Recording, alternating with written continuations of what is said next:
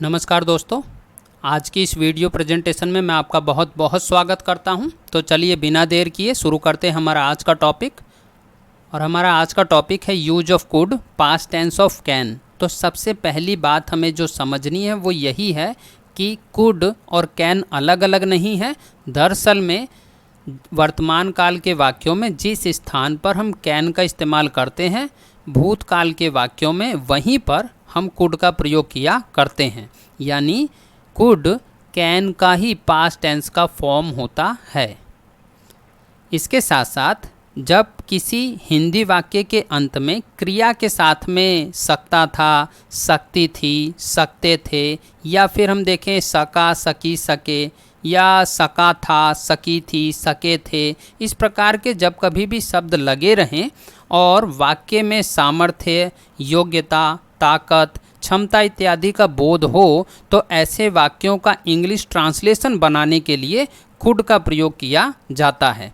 तो आइए आज की इस वीडियो प्रेजेंटेशन में एक एक करके हम सभी नियमों को समझते हैं कि किस किस स्थान पर कुड का प्रयोग किया जाता है, और संबंधित कुछ एग्जाम्पल्स भी हम देखते हैं। सबसे पहला नियम ये कहता है कि पावर और एबिलिटी यानी शक्ति और सामर्थ्य वाले वाक्यों में कुड का इस्तेमाल किया जाता है। जैसे she could sing well when she was a child, वह अच्छा गा सकती थी जब वह छोटी बच्ची थी। तो कुल मिलाकर आप देखें कि यह वाक्य कहीं ना कहीं उसकी सामर्थ्य को प्रकट करता है। पास्ट टेंस का वाक्य है, तो उस स्थिति में सका, सकी, सके, इसके लिए कुड का इस्तेमाल हमने किया है। The old man tried to walk but could not, बूढ़े आदमी ने चलने की कोशिश की परंतु वह नहीं चल सका। तो आप देखें इसमें भी बूढ़े आदमी की जो सामर्थ्य है उसको प्रकट किया गया है। पास्ट टेंस का वाक्य है, इसलिए हमने यहाँ पर भी कुड का इस्तेमाल किया है।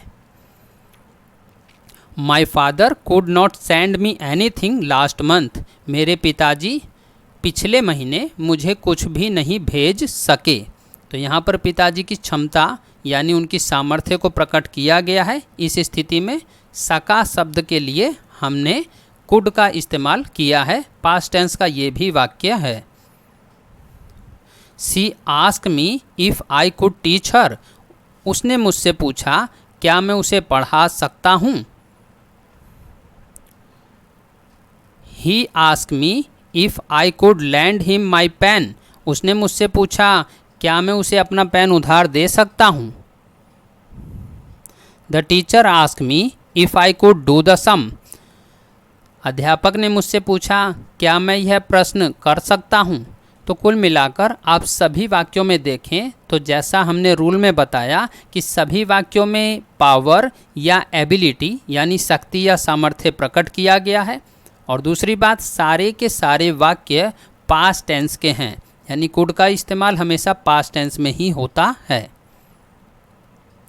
इसके साथ में नियम नंबर 2 है पोलाइट रिक्वेस्ट यानी नम्र निवेदन वाले वाक्य।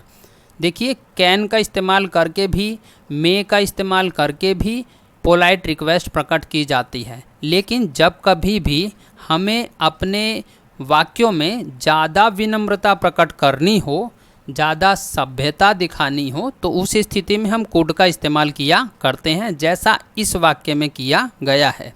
Could you lend me some money, क्या तुम मुझे कुछ पैसा कृपया उधार दे सकते हो। तो आप देखें ज़्यादा विनम्रता पूर्वक बात कही जा रही है, तो उस स्थिति में कुड का इस्तेमाल किया जाता है।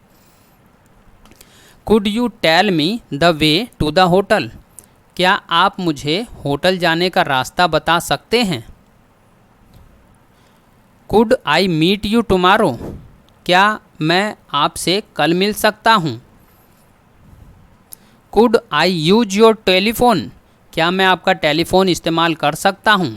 तो इन सभी वाक्यों में देखिए रूल नंबर 2 अप्लाई होता है, यानी पोलाइट रिक्वेस्ट, बहुत ही नम्रता के साथ में जब कोई निवेदन किया जाता है तब हम कुड का इस्तेमाल किया करते हैं। अब अगले रूल की तरफ बढ़ते हैं और हमारा रूल नंबर 3 है possibility in the past tense, यानी जब कभी भी संभावना व्यक्त की गई हो भूतकाल के वाक्यों में, तब भी कुड का इस्तेमाल किया जाता है।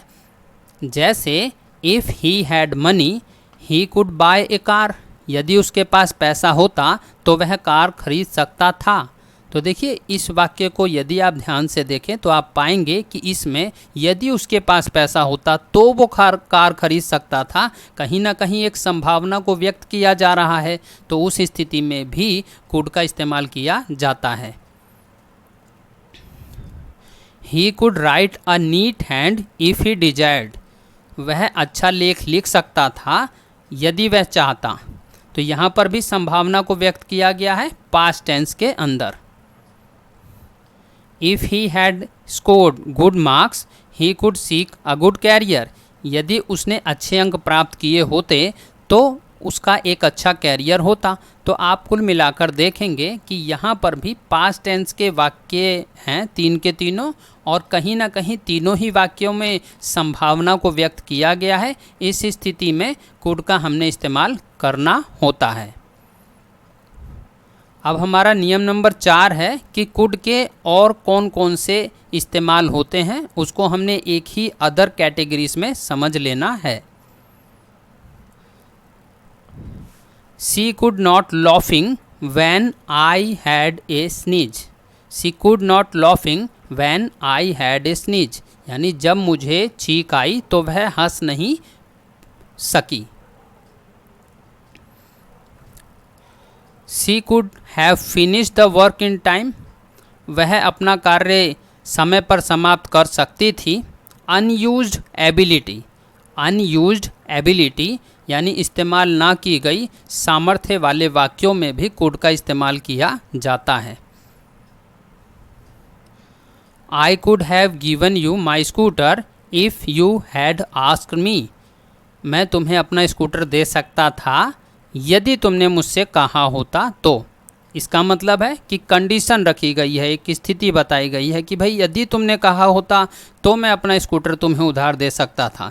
यदि कभी कोई कंडीशन बताई जाए तो उस स्थिति में भी हम कुड का इस्तेमाल किया करते हैं। तो आशा करता हूँ ये चारों ही नियम आपको पूरी तरह से समझ में आए होंगे।